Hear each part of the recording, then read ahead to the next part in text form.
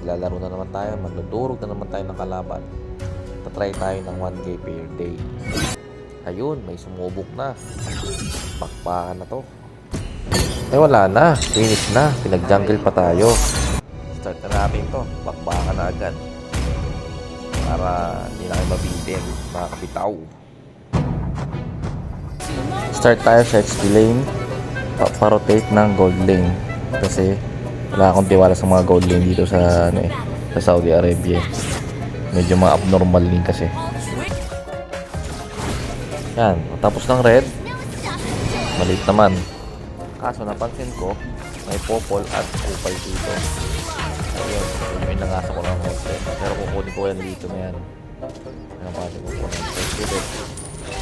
Magkukontest ka sana sa global ko. Kasi nakita niya ako nag-retry. Pero tingnan yung mangyari. Hindi niya alam.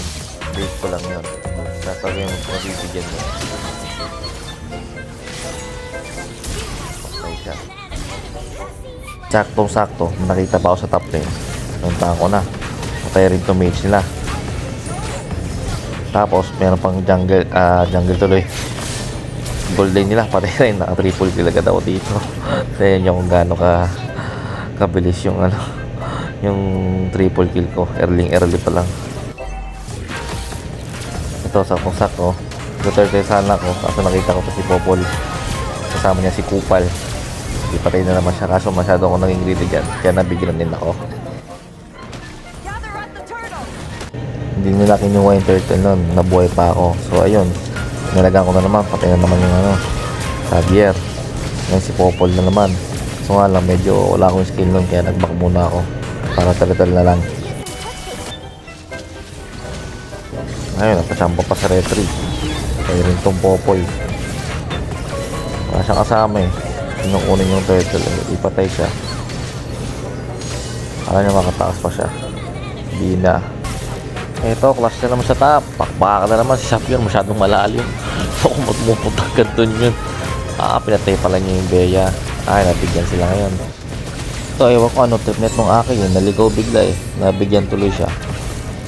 Ito, gusto ko sana bigyan niya sa Xavier. Naso sa torre. Ayun, patay ang gago. Ito, clash na naman sa top. Paktay ito, mga local. Ubos, pati pantubos. Dito, nakuha na yung Lord kasi namatay ako sa sa Lord Clash.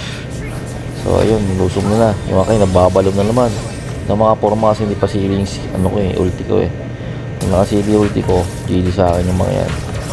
Ayun na, CD na. Paktay na naman tong dalawang to.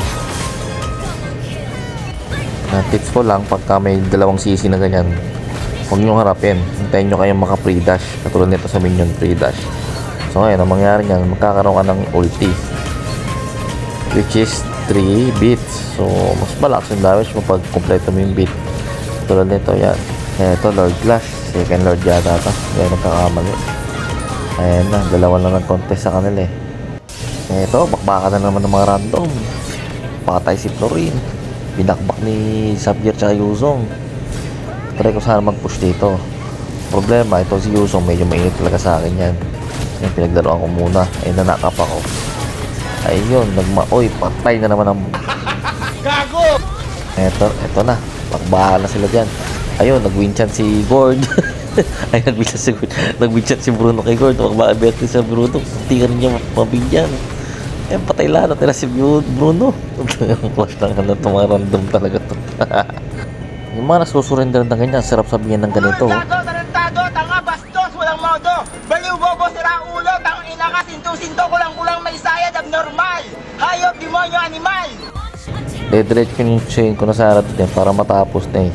Bigla ka na lang natapos. Wala lang yung malaking karoton yun. Tinapos na agad yung laro. Oh, andito pa rin kayo, Eddie.